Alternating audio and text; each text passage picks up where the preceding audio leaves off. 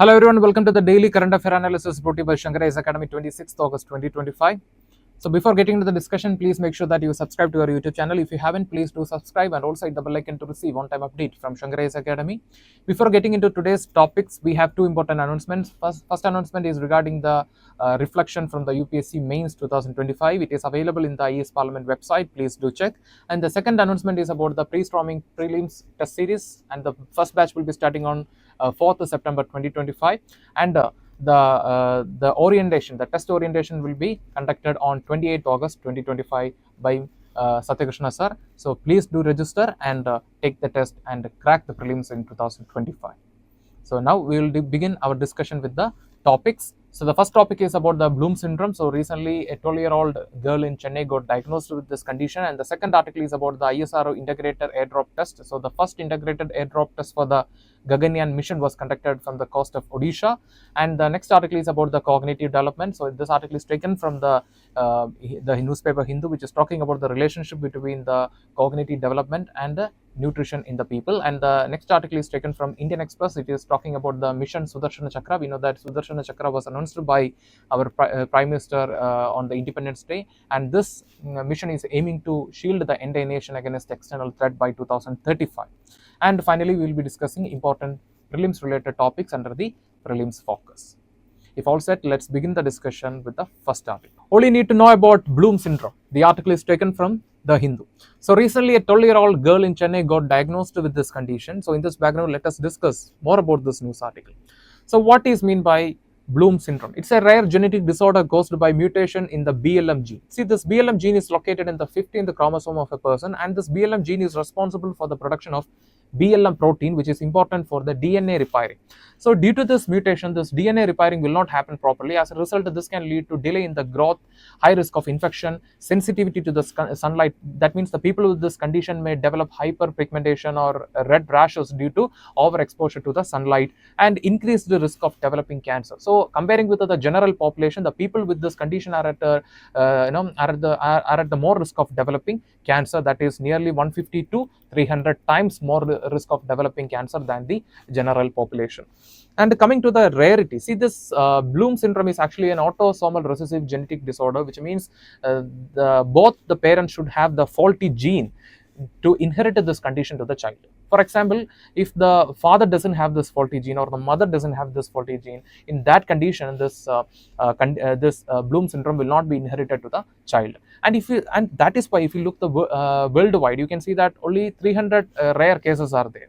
And according to the report from the Bloom syndrome registry, there is only 294 cases registered by 2023, and the recent case is the 12-year-old girl in Chennai, and the condition was a little bit severe. That is why she went, underwent bone marrow transplantation from her younger brother. And this bone marrow transplantation is one of the effective methods to manage this condition if the condition is very severe.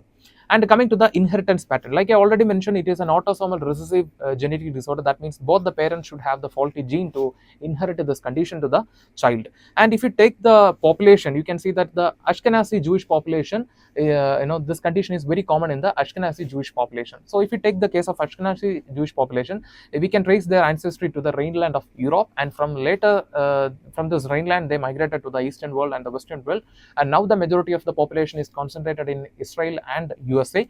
And this condition, this Bloom syndrome, is very common in the Ashkenazi Jewish population because of the practice of endogamic marriage. And this Bloom syndrome is also known as Bloom-Makchek syndrome or congenital telangiectatic erythema. And coming to the signs and symptoms, so the first is the issues associated with the growth. For example, below average height, small sized head, and the facial features like narrow face, prominent ears and nose, long arms and legs, high pitched voice. And coming to the skin, like I mentioned, they are at the their skin will be very sensitive to the sun. So that is why if they get exposure to the sun, they may develop red rashes, abnormal pigmentation and all. And the next issue is associated with the immunity. For example, frequent ear and lung infection in the people with this Bloom syndrome. And the next is the endocrine issues like insulin resistance, which can lead to development of diabetes and hyperthyroidism in the people. And the next is fertility, male and female infertility because of the condition. And coming to the cognitive development, usually the people will have normal intelligence, but they may face problems associated with learning. And coming to the risk of developing cancer, like I mentioned, the people with this condition are at the are at the high risk of developing cancer comparing with the normal population, and the risk is nearly 150 to 300 times higher than the normal population. And by the age of 40, people with this condition, nearly 80% of them will develop cancer. And the common cancers developed in the people with this condition are leukemia, lymphoma, gastrointestinal cancers and all. And coming to the treatment, so first is diagnosis. We will go with this. First is identifying the symptoms. For example, in 2009 there was a case in India associated with this Bloom syndrome, and by the time the person got diagnosed, he was 24. And the most common diagnostic method is the cytogenetic analysis, that is studying the chromosome of a person to identify the presence of the faulty gene. And the next is coming to the cure. There is no cure for this condition. Mostly the treatment is focusing on managing the symptoms of the condition. And in the case of babies, it will be focusing on feeding and keeping hydration in the babies. And the next is antibiotics for treating the infection, sunlight protection and constant dermatologist care. So coming to the case of immunity, constant immunization, regular monitoring of diabetes and hyperthyroidism. And the next is regular cancer screening. So like I mentioned, the people with this condition are at a high risk of developing cancer, and the risk is nearly 300 to 150 to 300 times more than the general population. And in the extreme cases, if the condition is very severe, then the person can go for bone marrow transplantation to deal with the problem. So with this, we are coming to the conclusion for this topic, and let's move to the next article. ISRO completes first integrated airdrop test for Gaganyaan. The article is taken from The Hindu. So we know that Gaganyaan, the first indigenous manned space mission for India, and we are expecting the mission to be launched in the early half of the 2027.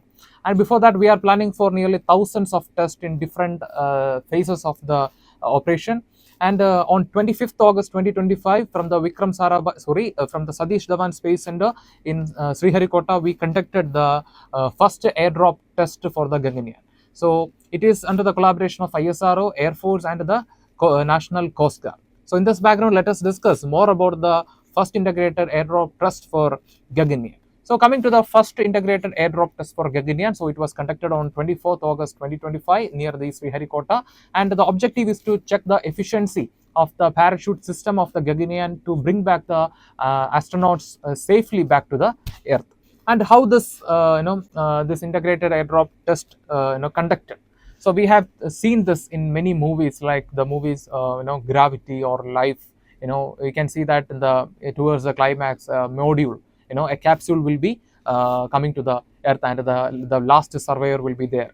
So in the case of Gravity, you can see the protagonist of the movie will be escaping using the capsule.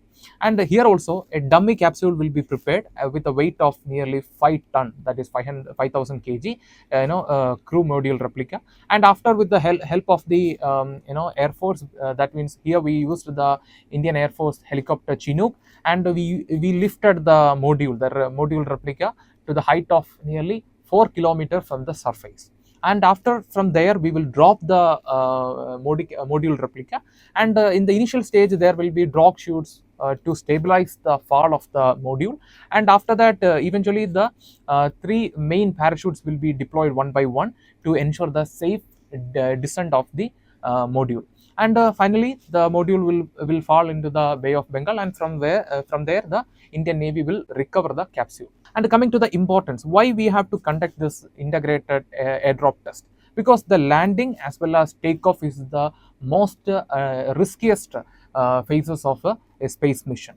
And here, so therefore, ensuring the efficiency of the parachute is very important, and testing in the real world conditions. So we have a hypothesis that this is how this is going to work, but we have to test the module in the real world condition to ensure the efficiency and the feasibility of the operation. And coming to the upcoming test, so like I mentioned in the beginning, we are planning this mission in the early half of the 2027. So we have nearly 2 years from now, and in the meantime the ISRO is planning for nearly thousands of tests covering the escape system and recovery. And in the December 2025, we are planning for an uncrewed mission, including the Vyomitra. So Vyomitra is a humanoid robot that we manufactured from the Vikram Sarabhai space station in Trivandrum.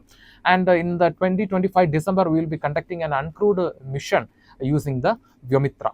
And the next is the real mission that we are planning for the early half of the 2027. So the mission is aiming to bring the human to the low Earth orbit, that is nearly 400 kilometers above the surface. So coming to the strategic significance of this operation, we can see that bringing global trust, that is a first important objective. So we can see that if the mission is successful, then India is going to be the fourth nation in the world after Russia, China and USA. India is going to be the fourth nation in the world with the capability to send human to the space. And the next is boosting the self-reliance in the space technology, and the next is strengthening the global space collaboration. So if we can earn the trust from other countries, then definitely they will come forward to collaborate with the India. And we can see that the Chandrayaan 5, we are collaborating with Japan. So in that way, in the future, India can make a lot of revolutions in the space research and our exploration in the universe. So with this, we will move to the next article. Nourish to flourish, the nutrition and the cognition link. The article is taken from The Hindu. So this article is talking about the relationship between nutrition and cognitive development in the people. So before getting into the discussion, let us discuss a difference between the baby of a giraffe and the baby of a human. So if you take the case of the giraffe, you can say that the baby will start walking immediately after the birth. But that is not the case of the human baby, because it will take some months for the human baby to walk. But why? Because when the human baby is in the womb of the mother, the nutrition from the mother will be focusing on the cognitive nourishment of the baby. So that is why the human baby is not able to walk for months after the birth. And here you can understand the key relationship between the nourishment, the nutrition and the brain development. Because by the age of 2, a child's brain is already 80% of an adult brain size. And you can see that the frontal lobe, the part of the brain which is responsible for planning, regulation and decision making, also develops faster in the 1000 days. And therefore the early intervention for nutrition in the 1000 days is very important to ensure the proper cognitive development in the child. And if the nutrition is inadequate, then it can lead to weak synapse formation, which can lead to weak brain circuits, and eventually because of this the person may have limited movement, memory and all. So here you can see the synapse. So it is a connecting point between two neurons, and the strong formation is very important to ensure the strong transmission of the brain circuit, which is very important for better memory and movement in the people. And if the nutrition is inadequate, then in the later period the child may develop the problems associated with the learning. And in the recent study from the Tamil Nadu found that the iron deficiency in the children can lead to low language and cognitive performance by the age of 5. So coming to the current challenge in this area. So first is the slow progress. So we can see that in the recent times, that is since 1990s, India have made a lot of efforts to enhance the public health. For example, recently we successfully reduced the maternal mortality rate to 100, but the progress is really slow. And if you take the standing in India to reach 10%, it will take 2075. So what is meant by standing?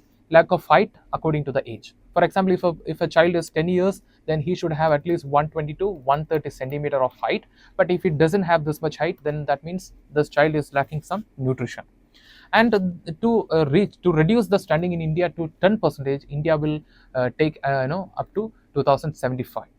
And we can see that we are planning to achieve the Viksit Bharat in 2047. So we have to foster our efforts to improve the public health.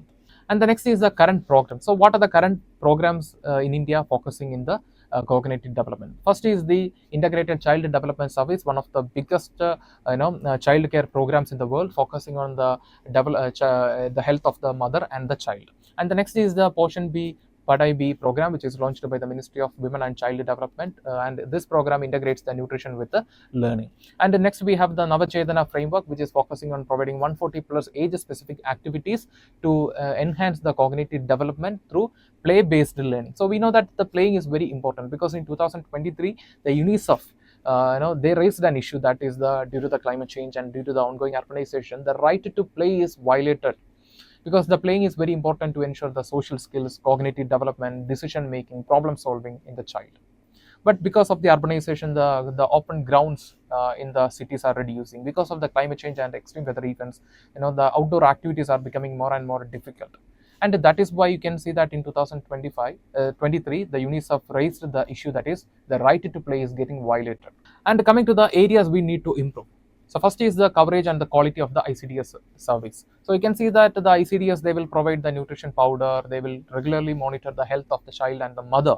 But the problem is that after the birth, many cases are not registered in the nearby ICDS center, and this affects the coverage and the quality of the ICDS service. The next is expanding service in the urban area. We can see that in the urban area, majority of the population will be from the rural area only. They are migrants from the rural area. But the problem is that they are living in the urban area, and their identity will be in the rural area, their address proof will be in the rural area, and that is why they are not getting coverage under the coverage of benefits under the ICDS and other government schemes. And the next is use of better technology for monitoring the health and the learning of the child, and improving the pre-primary education access and evaluation of the health of the child, and expanding the creche facilities in the workspace to support the women in the workforce. Because we can see that the presence of the mother, the nourishment of the mother is very important at the early stage of the child for better development. And here you can see the picture. This picture is it's a yasil from Soviet Union. Yasil means it's a creche. So this yasil will be they have a practice, that is construction of this creche near to the factory or to the collective farm. So during the work time also the mothers can take care of their children. And if we can expand, so in India at the present time, in every nation we have this facility, but this was adopted from the Soviet model only. And if we can expand the creche facility, then at the same time we can ensure the proper participation of the women in the workforce, and at the same time we can ensure the nourishment of the women, nourishment of the child from their mothers. And why it matters, what is the significance? So we can see that the today's children are tomorrow's citizens who are going to contribute to the development of the nation. So ensuring a long healthy life for them is very important, and for that the first 1000 days is very important, because the brain development will be faster in the first 1000 days. So once we miss this 1000 days, then it cannot be reversed. And the next is we can see that now we are moving with the vision of Viksit Bharat 2047, that is turning the country into a developed nation. And that is why you can see that these days the government is making a lot of efforts in technology, science, space, everywhere, and also in defense. But at the same time, ensuring the child development is also very important to ensure the healthy citizens for the nation, and then only we can ensure a sustainable development for the nation. And therefore the early intervention is very important to ensure a long healthy life for the future citizens. So with this we will move to the next topic.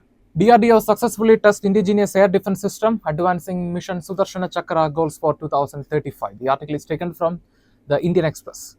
So we know that during the speech on Independence Day, the Prime Minister Narendra Modi mentioned about mission Sudharshan Chakra, which is aiming to shield the nation from the external threat, and as a part of it, the Defense Research and Development Organization conducted the first test flight of the integrated air defense system, weapon system from the coast of Odisha. So what is the features of integrated air defense weapon system? So it's a multi-layered system including quick reaction surface to air missiles such as S-400, and advanced very short range air defense system developed by the research center at Imarat, and the inclusion of the laser technology. And we know that recently India developed the MK-DEW, right, the directed energy weapon system, and India is the fourth nation in the world to have the laser technology after China, Russia, and the United States. And it is developed by the Center for High Energy Systems and Science. So we integrated all these technologies through a centralized command and control center for the immediate and quick reaction against the external threat. And coming to the mission Sudarshan Chakra, it is announced by the Prime Minister Narendra Modi on the Independence Day, which is aiming for a comprehensive multi-layered network shield for the nation, combining the surveillance, cyber security, and air defense, and it offers protection against missiles and other incomings. So the mission is aiming to completely shield the nation against the external threat, and we are planning to achieve the mission by 2035. So with this, we will move to the prelims focus. So coming to the prelims focus, the first topic is estimation of carbon stock in mangrove ecosystem. It is conducted by the Forest Survey of India working under the Ministry of Environment, Forest and Climate Change, and this survey covers nearly 12 states and union territories where the mangrove forests are formed. So in the case of India, we have mangrove forests in the east and the western part. And the western part, the mangroves are relatively shorter and the density is very less because of the tidal effect.